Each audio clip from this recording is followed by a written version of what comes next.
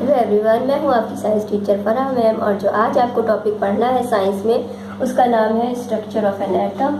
आप सबको पता है कि जो एटम्स होते हैं वो बिल्डिंग ब्लॉक एलिमेंट्स होते हैं ऑफ ऑल द मैटर्स। तो मैटर क्या होते हैं? जितनी भी चीज़ें हमारे आसपास होती हैं, जैसे प्लास्टिक है, एल्यूमिनियम है, आयरन की बनी होती चीज़ें, सब मैटर्स कहलाते हैं। तो एटम के बारे में ये सोचा गया कि क्या एटम ही सबसे स्मॉलर यूनिट होती है, या एटम से छोटे भी कुछ पार्टिकल्स होते हैं, या सब एटॉमिक पार्टिकल एटम के अंदर होते हैं। और एटम के अंदर क्या क्या होता है, क्या एटम इनविजिबल है, क्या एटम इंडिस्ट्रक्टिबल है। तो ये सब चीज़ें जो है पता करने के लिए बहुत सारे साइंटिस्ट ने अपनी अलग अलग थ्योरी प्रपोज की। तो सबसे पहले जो साइंटिस्ट थे उनका नाम था जे थॉमसन। अच्छा, जे थॉमसन से पहले जो एक साइंटिस्ट और थे उनका नाम था गोल्डस्टीन। गोल्डस्टीन जो थे उन्होंने पहले कनाल रेस की डिस्कवरी कर ली थी। कनाल रेस जो होती है वो पॉजिटिवली चार्ज पार्टिकल्स की, इन्होंने बताया था, होती हैं। तो इसका मतलब पहले से पता चल गया था, और जिसको बाद में जो इनको नाम प्रोटॉन का दिया गया। तो पहले तो ये समझ में आ गया कि जो एटम्स होते हैं उसके अंदर कुछ ना कुछ पॉजिटिवली चार्ज होता है, पार्टिकल्स होते हैं। तो पॉजिटिवली चार्ज स्फीयर होता है या पॉजिटिवली चार्ज पार्टिकल्स उसके अंदर एटम्स के अंदर होते हैं। तो फिर ये सोचा गया कि जो ये पॉजिटिव चार्ज है ये एटम में कहाँ पर है, बीच में है कि किनारे पर है कि चारों तरफ फैला हुआ है पूरे एटम में। तो थॉमसन वो पहले साइंटिस्ट थे जिन्होंने एटॉमिक मॉडल प्रपोज किया। तो इन्होंने बताया कि जो एटम होते हैं वो क्रिसमस पुडिंग की तरह होते हैं। क्रिसमस पुडिंग आप लोगों ने सबने खाई होगी, या नहीं भी खाई होगी तो केक तो खाया ही होगा। तो केक के अंदर जो है वो, जैसे ये केक है, इसके अंदर चेरीज पड़ी होती हैं, कोई कोई ड्राई फ्रूट्स भी डाल देते हैं। तो मान लीजिए ये केक है, इसके अंदर जो है ये ड्राई फ्रूट्स पड़े हुए हैं, चेरीज पड़ी हुई हैं। तो इन्होंने बताया कि जो ये चेरीज या ड्राई फ्रूट्स की तरह जो होता है, ये जो केक होता है, ये जो इन्होंने मान लिया कि ये पॉजिटिवली चार्ज स्फीयर है। इसको इमेजिन करवाया, उन्होंने कंपेयर किया, इससे एटम की स्ट्रक्चर को इससे कंपेयर किया। तो इन्होंने कहा ये पॉजिटिवली, ये हमने शॉर्ट में लिखा है पॉजिटिवली चार्ज स्फीयर है, और जो इसके अंदर जो ड्राई फ्रूट्स हैं या चेरीज हैं वो है इलेक्ट्रॉन्स। उसके अलावा इन्होंने एक और वाटरमेलन से भी इसको कंपेयर किया। वाटरमेलन जो होता है वो भी हम लोगों ने खाया है। वाटरमेलन का जो लाल पार्ट होता है, red part, red edible part जो होता है जूसी का, उसको इन्होंने कहा कि पॉजिटिवली चार्ज स्फीयर है। और जो इसके अंदर जो ब्लैक ब्लैक सीट होते हैं ना, ये इसको उन्होंने कहा कि ये इलेक्ट्रॉन्स हैं। ठीक है, ये इन्होंने कहा कि ये ब्लैक सीट जो होते हैं वो इलेक्ट्रॉन्स होते हैं, और जो ये रेड एडिबल पार्ट होता है ये पॉजिटिवली चार्ज स्फीयर होता है। तो आप इसकी जो पिक्चर है वो अभी हम वीडियो में लगा देंगे, तो आपको और ज़्यादा क्लियर हो जाएगा। तो इनकी स्ट्रक्चर से जो जे थॉमसन ने ये कंक्लूजन दिया कि जो एटम होता है वो पॉजिटिवली चार्ज स्फीयर होता है और इलेक्ट्रॉन्स उसके अंदर एम्बेडेड रहते हैं। और उन्होंने एक बात और बताई कि जो पॉजिटिव चार्ज होता है और नेगेटिव चार्ज होता है, इसका मैग्नीट्यूड इक्वल होता है। और जब किसी चीज़ का मैग्नीट्यूड यानी जितने पॉजिटिव चार्ज है उतने ही नेगेटिव चार्ज है, तो इसका मतलब क्या हुआ कि ये जो एटम है ये इलेक्ट्रिकली न्यूट्रल होगा। तो ये 3 पॉइंट्स हमने यहाँ पर लिख दिए हैं, इसका आप स्क्रीनशॉट ले लीजिए या अपने पास नोट कर लीजिए। तो आपको ये कहीं इतना ही, आप अगर जे थॉमसन एटॉमिक मॉडल के बारे में पूछा जाएगा तो कंक्लूजन आप इसमें ये 3 पॉइंट्स लिख सकते हैं, और क्रिसमस पुडिंग और वाटरमेलन का डायग्राम बना सकते हैं। उससे आपका पूरा आंसर क्लियर हो जाएगा और आपको फुल मार्क्स मिलेंगे। तो बच्चों, एक और साइंटिस्ट थे जिनका नाम था रदरफोर्ड। रदरफोर्ड ने इस एटम की स्ट्रक्चर को एक्सप्लेन करने के लिए एक और एक्सपेरिमेंट किया जिसको कहते हैं गोल्ड फॉयल एक्सपेरिमेंट, और इसको अल्फा रेज स्कैटरिंग एक्सपेरिमेंट भी कहते हैं। तो अब ये क्वेश्चन उठता है कि गोल्ड फॉयल क्या होता है। गोल्ड फॉयल जो आपने देखा होगा कि मिठाइयों पर एक चांदी का वर्क लगा होता है, तो गोल्ड फॉयल यानी सोने का वर्क, जो सोने का वर्क जितना सा थिन सा होता है ना, तो इसलिए फिर ये क्वेश्चन हुआ कि उन्होंने गोल्ड फॉयल क्यों लिया।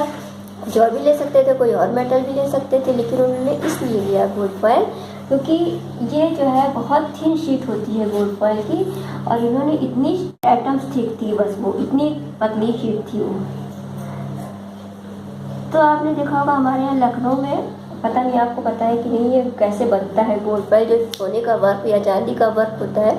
तो हमारे यहाँ लखनऊ में एक जगह है चौक, तो वहाँ की गलियों में जब जाओ तो वहाँ पर ठक ठक ठक ठक की आवाज़ लगातार आती रहती है। तो वहाँ पर क्या होता है, वो लोग एक वो होती है रबर की शीट्स होती है बहुत सारी, एक के ऊपर एक रखी होती है। तो उस शीट के अंदर बिल्कुल छोटे छोटे से, बिल्कुल इतने छोटे छोटे से जो होते हैं वो टुकड़े से होते हैं उसके, चांदी के या सोने के, जिसका भी वर्क उनको बनाना होता है। हमने तो चांदी का देखा है, तो चांदी के इतने छोटे से टुकड़े रख देते हैं और उसको उससे हथौड़े से जो है लगातार टक टक टक टक टक टक खींचते रहते हैं जब तक कि वो अच्छा खासा पतला नहीं हो जाता और इतना बड़ा नहीं बन जाता है। जैसे आपने देखा होगा चांदी का वर्क थोड़ा सा बड़ा होता है। अच्छा, एक बात आप ये बताइए कि ये जो मेटल की प्रॉपर्टी होती है, जिससे मेटल जो होता है उसको पीट के चपटा किया जाता है या उसके लंबे तार खींचे जाते हैं, उसको क्या कहते हैं, और उसको कमेंट में ज़रूर लिखिएगा। वो कौन सी प्रॉपर्टी होती है? फिजिकल प्रॉपर्टी आपको मिलेगा मेटल की फिजिकल प्रॉपर्टी में ये है। तो आप इसको देखिएगा। तो खैर हम ये बता रहे थे कि जो सोने का वर्क और चांदी का वर्क जो होता है वो कैसे बनता है। तो उन्होंने इसलिए गोल्ड फॉयल लिया क्योंकि वो उसकी बहुत महीन सी शीट उनको चाहिए थी, थिन शीट चाहिए थी। तो उसमें खाली 1000 एटम थिक थी, वो इतनी पतली थी शीट। उसके बाद फिर उन्होंने दूसरी चीज़ क्या ली? दूसरी चीज़ उन्होंने ली है अल्फ़ा रेज़। अल्फ़ा रेज़ क्यों लिए? अल्फ़ा रेज़ जो होते हैं उनमें हाई एनर्जी होती है, और जब उन्होंने उसका जो फ्लोरेसेंट शीट थी उसके ऊपर जो गोल्ड फॉयल जो था उस पर उन्होंने अल्फ़ा रेज़ की बम्बार्डमेंट करी। तो जब बम्बार्डमेंट करी तो उससे जो है उन्होंने देखा कि बहुत सारी जो रेस थी वो सीधी चली जा रही है, कुछ जो थी है वो कुछ एंगल से मुड़ रही हैं, और कुछ जो थी वो वापस टकरा कर किसी चीज़ से वापस आ रही हैं। तो अल्फा जो है वो होता है हीलियम आयन होता है, और इसका जो एटॉमिक नंबर होता है 2 होता है, एटॉमिक मास 4 होता है। तो इसलिए इन्होंने अल्फ़ा पार्टिकल लिया, अल्फ़ा रेस ली। अब जो एक्सपेरिमेंट है इसका, उसका डायग्राम और उसके बारे में पूरा आपको वीडियो में हम आपको बताएंगे। अभी इसको एक्सप्लेन करेंगे वीडियो में। देखिए, इस पिक्चर से आप रदरफोर्ड मॉडल को अच्छी तरह से समझ पाएंगे। यहाँ पर ये फ्लोरेसेंट स्क्रीन है, इसके बाद देखिए ये गोल्ड फॉयल है और अल्फ़ा रेज़ का बम्बार्डमेंट इस पर हो रहा है, और जो सोर्स है अल्फ़ा रेज़ का वो रेडियम है। और यहाँ पर ये देखिए स्ट्रक्चर शो किए, गोल्ड फॉयल के एटम्स दिखाए गए हैं, इलेक्ट्रॉन शेल्स हैं, और जो रेड डॉट है ये न्यूक्लियस शो कर रहा है।